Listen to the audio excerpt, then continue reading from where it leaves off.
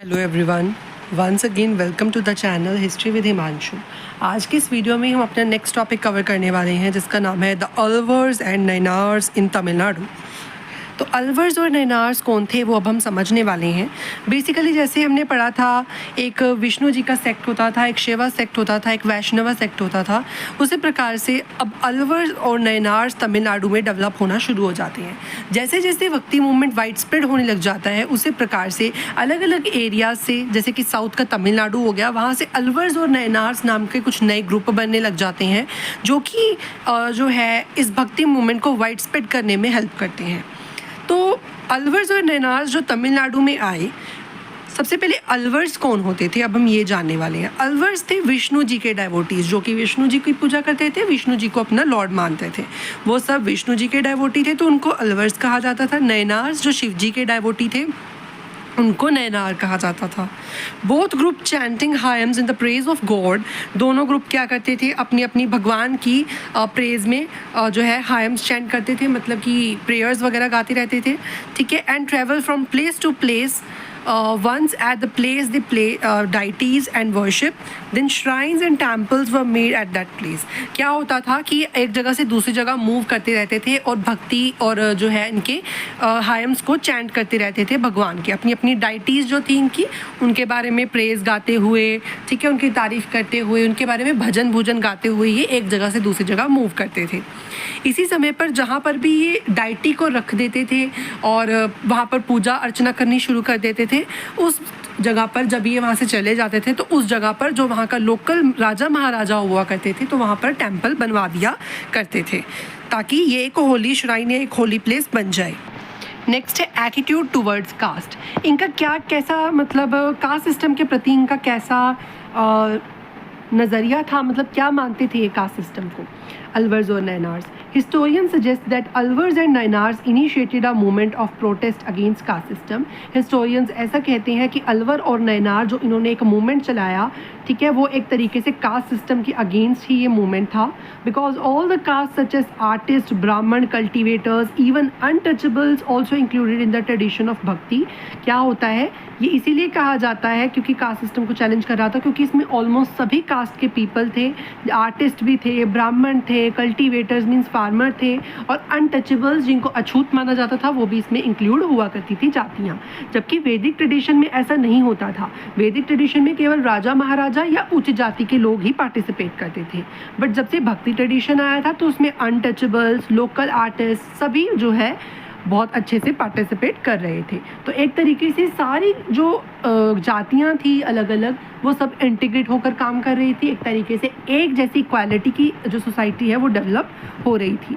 The importance of composition of Alvars and Nayanars were very important.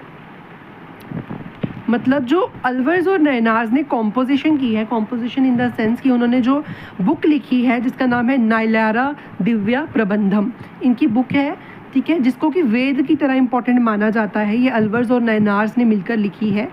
Alvars और नैनार्स ने लिखी है नायलारा दिव्या प्रबंधम, जो कि तमिल, जिसको कि तमिल वेद कहा जाता है क्योंकि ये वेदों की तरह ही इंपॉर्टेंट है और इसमें वेदा जैसी ही नॉलेज है।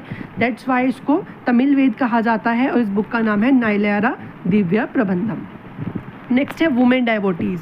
अब वुमेन डेवोटीज़ जैसे हमने बताया कि अलग अलग भक्त होते थे, अलवर्स होते थे, नैनार्स होते थे, तो इन अलवर्स और नैनार्स के अंदर अलग अलग कुछ वुमेन डेवोटीज़ भी हुई हैं जो कि विष्णु जी की बहुत ज़्यादा भक्ति करती थी और बहुत ज़्यादा शिव जी की भक्ति करती थी। सबसे पहले हम जानने वाले एक अलवर वुमेन के बारे में, मीन्स जो कि विष्णु जी की भक्त थी, ठीक है, विष्णु जी की डेवोटी थी जिनका नाम था आंडाल।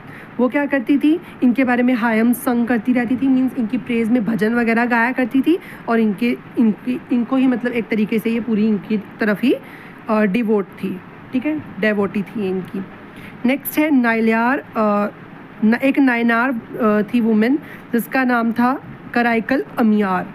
कराइकल अमियार एक नैनार वुमेन थी जो कि शिव जी की बहुत बड़ी डिवोटी थी और ये एक बहुत बड़ी तपस्वी भी थी और तपस्या के दौरान ही इन्होंने शिव जी से वरदान भी पाए थे और ये भी शिव जी की जो है हायम्स को चैंट किया करती थी। और जो है ये बाद में, बट ये नन नहीं बनी थी, बेशक ये तपस्वी बन गई थी बट ये नन नहीं बनी थी, ठीक है, और ये बहुत बड़ी भक्तनी थी। नेक्स्ट है relation with the state. Alwar और नैनार्स के रिलेशन कैसे होते थे स्टेट्स के साथ, वो अब हम समझने वाले हैं। Many of the king starting supporting भक्ति मूवमेंट बाय द पीपल, ठीक है, बहुत सारे राजा महाराजा, जैसे मैंने कहा रूलर्स का भी सपोर्ट मिलना शुरू हो गया था अलवर्स और नैनार्स को। जहाँ से भी अलवर्स और नैनार्स गुजरते थे वहाँ पर जो है अलग अलग तरह के टेम्पल बना दिए जाते थे राजा महाराजा के द्वारा। इस तरीके से रूलर्स भी सपोर्ट कर रहे थे अलवर्स और नैनार्स को। Kings to gain attention from the people, अब ये बना क्यों रहे थे, ये जो टेम्पल वगैरह बना रहे थे ताकि लोगों के इमोशंस, क्योंकि अब लोगों के इमोशंस अलवर्स और नैनार्स के साथ बहुत ज़्यादा जुड़ चुके थे। एक तरीके से भक्ति मूवमेंट के साथ उनके बहुत ज़्यादा इमोशंस जुड़ चुके थे।